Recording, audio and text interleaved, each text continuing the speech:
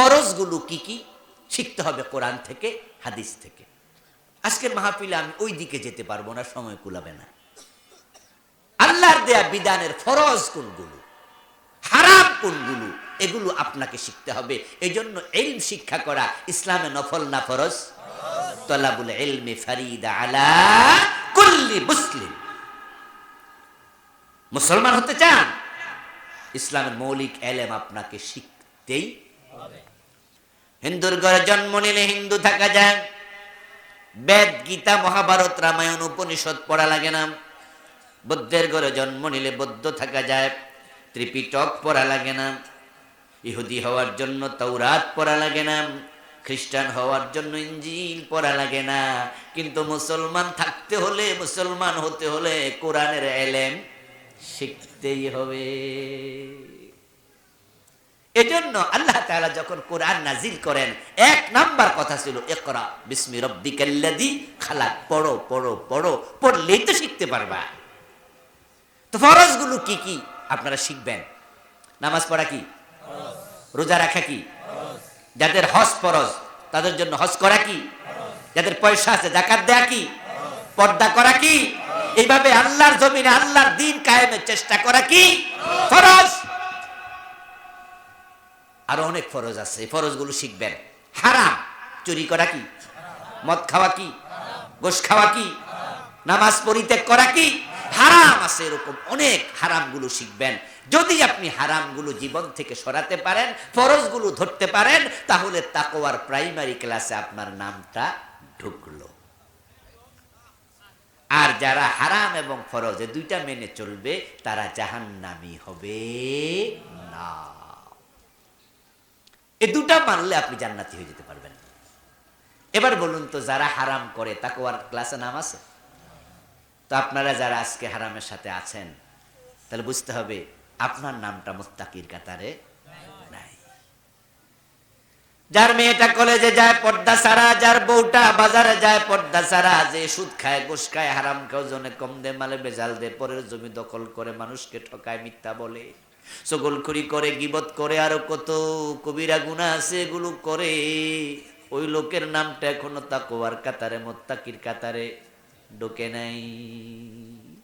এখন এই কবিরা গুনাহগুলো কি কি, এটা জানার জন্য একটা বই পড়বেন। ওই বইটার নাম হচ্ছে কবিরা গুনাহ।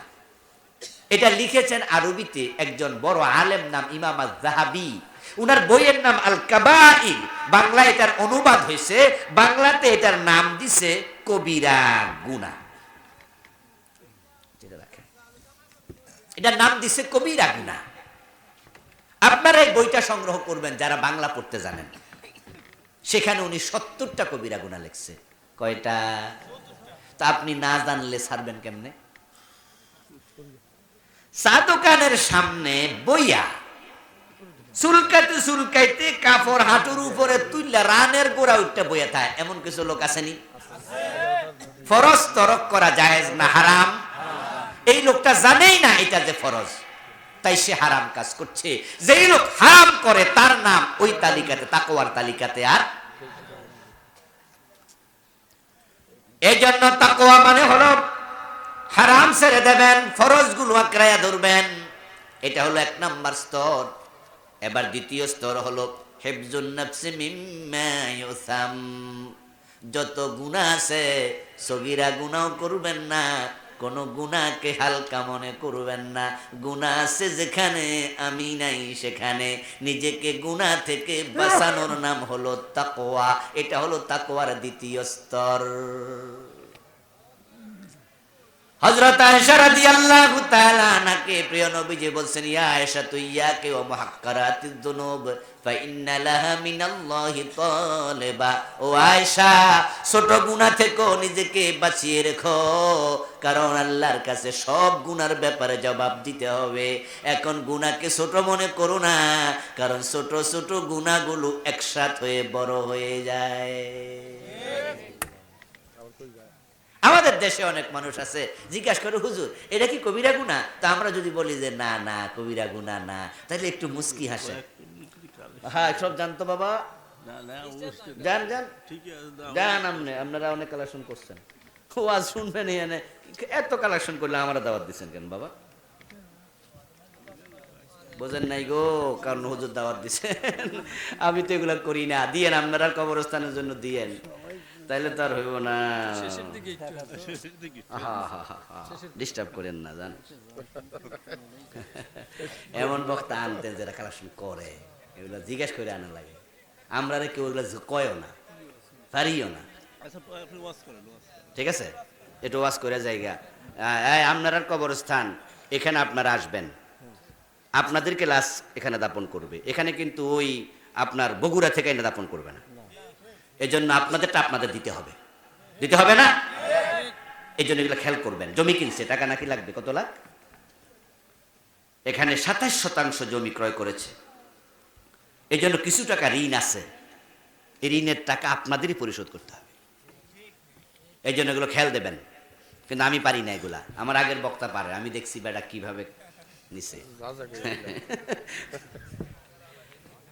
জিকির করুন লা ইলাহা ইল্লাল্লাহ, লা ইলাহা ইল্লাল্লাহ, লা ইলাহা ইল্লাল্লাহ, লা ইলাহা ইল্লাল্লাহ মুহাম্মাদুর রাসূলুল্লাহ।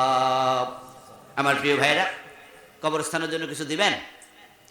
জি, রাত 11:30 বেজে যাচ্ছে। আমরা 5 মিনিট সময় দিয়ে তারপরে আমরা বিদায় নেব ইনশাআল্লাহ। ওয়াজ আজকের মতো এখানে শেষ। এখন যে যা পারেন দেন। আলহাজ হাবিবুর রহমান সাহেব 5,000 টাকা, আর ওনার স্ত্রী 2,000, মোট 7,000। আল্লাহ কবুল করে, আমিন। জি জি জি, দেন দেন, কে কি দেবেন দেন।